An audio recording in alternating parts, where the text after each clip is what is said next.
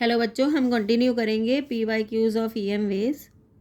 तो क्वेश्चन है हमको we have to write the expression for speed of light in terms of epsilon r relative permittivity और mu r relative magnetic permeability. तो हमें तो पता है सी का फॉर्मूला होता है जब वैक्यूम के लिए लेते हैं स्पीड ऑफ लाइट, तो ये होता है म्यू नॉट और एप्सिलम नॉट। अब मेरे को किसकी वैल्यू डालनी है, मुझे चाहिए ये मीडियम के लिए। तो मीडियम के लिए जो वेलोसिटी हो जाएगी 1/√μm एप्सिलम एम।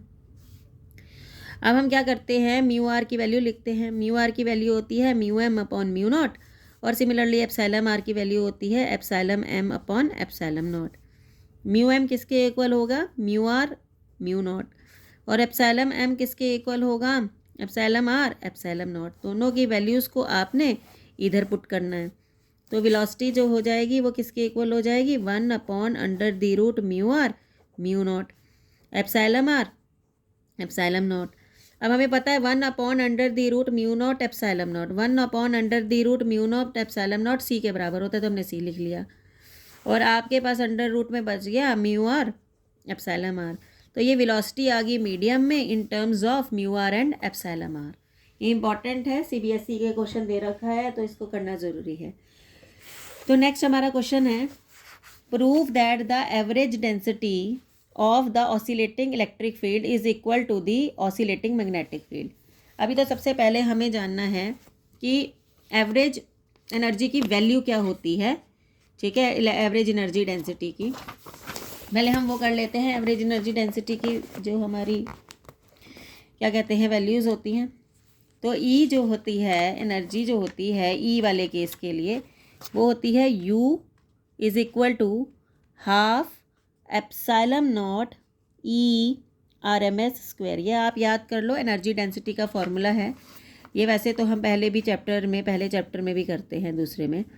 और अगर हम यही मैग्नेटिक फील्ड के लिए लें तो वो हो जाएगी, ये तो इलेक्ट्रिक फील्ड के लिए एनर्जी डेंसिटी है, मैग्नेटिक फील्ड के लिए हो जाएगी 1/2 म्यू नॉट B/RMS का स्क्वायर। अगर आप इसी की जगह आप RMS की जगह पीक लेते हो तो तुम्हारी UE बन जाएगी हाफ एप्सिलम नॉट। RMS की वैल्यू आप लोगों को पता है, RMS की जगह हम क्या लेते हैं, पीक ले लेते हैं। तो ये बन जाएगी आपकी E0/2, स्क्वायर कर देंगे E0/√2 का, E0² 2 हाफ 1/4 हो जाएगा, एप्सिलम नॉट E² हो जाएगा E0²। ये तो हो गई आपकी एवरेज इलेक्ट्रिक। और average magnetic similarly 1/4 mu naught B0² हो जाएगी।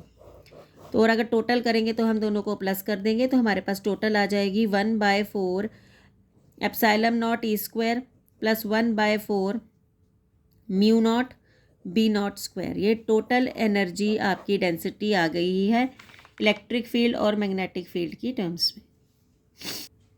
अब क्वेश्चन में उसने नेक्स्ट बोला है कि आप जो है energy density of oscillating electric field को मैग्नेटिक फील्ड के बराबर प्रूव करो। अब हमने ये तो निकाल लिया, इलेक्ट्रिक फील्ड की वैल्यू तो हमने निकाल ली है, कितनी निकाली है, 1/4 एप्सिलम नॉट E²। और मैग्नेटिक के लिए भी निकाली 1/4 म्यू नॉट B0²।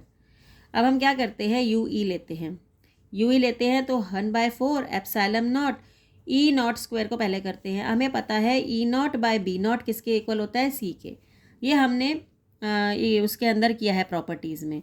तो E0 की वैल्यू क्या हो जाएगी, CB0 हो जाएगी। तो आप यहाँ पर E0 की जगह क्या पुट करेंगे, CB0 पुट करेंगे। तो आपकी मैग्नेटिक फील्ड हो जाएगी energy density due to electric field 1/4 epsilon naught, E की जगह लिखेंगे C² B0²। ये हमने लिख दिया। हमने E0 की जगह हमने CB0 पुट कर दिया, तो ये हमारा आ गया। अब हम इसको क्या करेंगे, इसको ऐसे करेंगे, देखिए 1/4 एप्सिलम नॉट। अब हमें पता है C जो होता है वो किसके इक्वल होता है, हमने बोला था C is equal to 1/√μ0 into epsilon naught. तो C² किसके इक्वल हो जाएगा, 1/μ0 into epsilon naught B0²। Epsilon naught से एप्सिलम नॉट कट गया और आपके पास जो वैल्यू आ गई 1/4 म्यू नॉट B0² आ गई। तो यही हमारी मैग्नेटिक फील्ड होती है। हमने प्रूव कर दिया कि जो average energy density due to electric field है वो किसके बराबर हो गई है, मैग्नेटिक फील्ड की एवरेज एनर्जी डेंसिटी के बराबर हो गई है। तो ये हमारा नेक्स्ट क्वेश्चन था CBSE का। अब नेक्स्ट है हमारा, how are EM waves produced by oscillating charge. EM waves कैसे प्रोड्यूस होती हैं, ऑसिलेटिंग, जब वो चार्ज ऑसिलेट करता है तो वो इलेक्ट्रिक फील्ड बनाता है, और जब वो ऑसिलेटिंग चार्ज जब चेंजिंग इलेक्ट्रिक फील्ड बनाता है, फिर वो जो चेंजिंग इलेक्ट्रिक फील्ड है वो मैग्नेटिक फील्ड बनाती है, फिर मैग्नेटिक फील्ड इन टर्न फिर से इलेक्ट्रिक फील्ड बनाता है। इसी तरह से एक दूसरे को बनाते हैं और EM वेव जो है वो प्रोड्यूस होती है। अब हमने बोलना है, उसने बोला कि draw the sketch of linearly polarised EM waves propagating in Z direction. आपने EM वेव्स को प्रोपेगेट कराना है Z डायरेक्शन में। तो ये आप Z डायरेक्शन ले लो, ये आप X डायरेक्शन ले लो, ये आप Y डायरेक्शन ले लो। तो ये आपका हो जाएगा। आपको इसको किस में कराना है, चलाना आपने Z में है तो आप इसको Z कर लो। और उसने कुछ नहीं दिया है तो आपने इलेक्ट्रिक फील्ड को किस डायरेक्शन में ले लिया है, इलेक्ट्रिक फील्ड को आपने ले लिया X डायरेक्शन में। तो ये आपकी इलेक्ट्रिक फील्ड X डायरेक्शन में आ गई, और आपकी मैग्नेटिक फील्ड को आप कौन सी डायरेक्शन में ले लेंगे, Y में। तो ये आपकी इलेक्ट्रिक जो आपकी मैग्नेटिक फील्ड है इलेक्ट्रिक हो गई है, और मैग्नेटिक फील्ड को आप Y डायरेक्शन में इस तरह से दिखा देती है। हमने पहले भी किया था, उस वक्त हमने X डायरेक्शन में चलाई थी, इस वक्त हम किस में चला रहे हैं, Z डायरेक्शन में इसको चला रहे हैं। तो अगर Z में चल रही है तो इलेक्ट्रिक फील्ड X में होगी और मैग्नेटिक फील्ड किस में होगी, Y में हो जाएगी। तो इस तरह से हम इसको ड्रॉ कर सकते हैं। नेक्स्ट क्वेश्चन है, name the electromagnetic waves also known as heat waves. Heat waves का दूसरा नाम होता है इंफ्रारेड वेव्स। इंफ्रारेड वेव्स को हम हीट वेव्स भी कहते हैं। Which one of the following electromagnetic radiation have least wavelength. सबसे कम वेवलेंथ होगी तो उसकी हाईएस्ट फ्रीक्वेंसी होगी। तो जैसे मर्जी याद कर लो, हाईएस्ट फ्रीक्वेंसी या लीस्ट वेवलेंथ होती है गामा रेज की। A welder wears special glasses to protect his eyes mostly from the harmful effect of. एक वेल्डर है जो वेल्डिंग करता है, वो ग्लासेस क्यों पहनता है, क्योंकि वो अपनी आंखों को UV रेज से बचाना चाहता है। तो UV रेज इसका राइट आंसर होगा। Electromagnetic waves used as diagnostic tools in medicine are. मतलब डायग्नोस करने के लिए काम में आ रहा है, डायग्नोस फ्रैक्चर को डायग्नोस करने के लिए एक्सरेज काम में आती हैं। तो एक्सरेज जो है वो डायग्नोस्टिक टूल होगा आपके उसके लिए मेडिसिन में। अब नेक्स्ट है, name the electromagnetic radiation used for killing germs in water purifier. Water purifier में UV रेडिएशंस होती हैं जर्म्स किल करने के लिए। अगला है आपके पास, right one of the electromagnetic waves of frequency range 10⁻16 to 10⁻20। इस फ्रीक्वेंसी रेंज में आपकी आती हैं X रेज आती हैं इस रेंज के अंदर। अब आपका है, why are infrared radiation also refer to as heat waves. अब उसने पूछा इंफ्रारेड रेडिएशन को वो आप लोग हीट वेव्स क्यों कहते हो, क्योंकि जब भी वो किसी चीज़ पे गिरती हैं, सब्सटेंस पे गिरती हैं, तो इंटरनल एनर्जी को बढ़ा देती हैं। इंटरनल एनर्जी को बढ़ाने आपको पता है internal energy is a function of temperature. तो जैसे ही वो इंटरनल एनर्जी बढ़ाती हैं, मॉलिक्यूल्स की मूवमेंट को बढ़ाती हैं, तो वैसे ही टेम्परेचर भी राइज हो जाता है।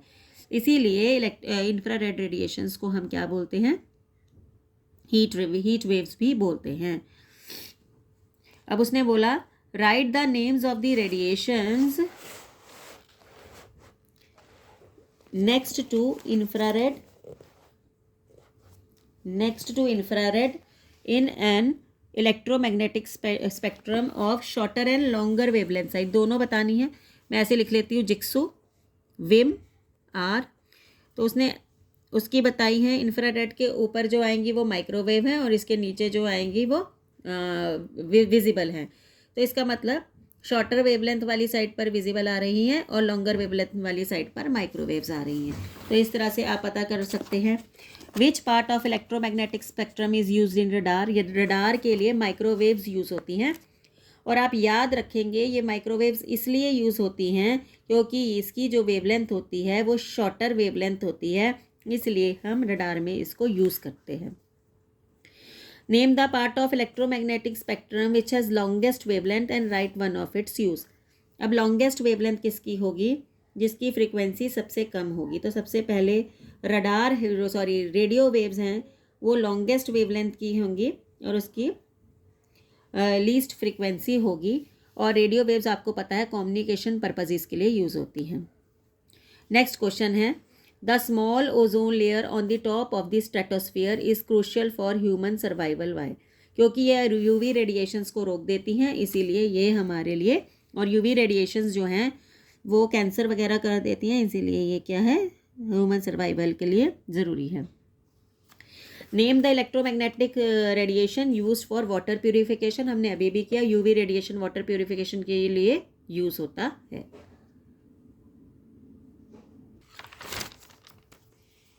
नेक्स्ट उन्होंने बोला कि कौन सी वेव जो हैं वो आई सर्जरी के लिए यूज़ होती है। आई सर्जरी के लिए भी यूवी रेडिएशन ही यूज़ होती हैं।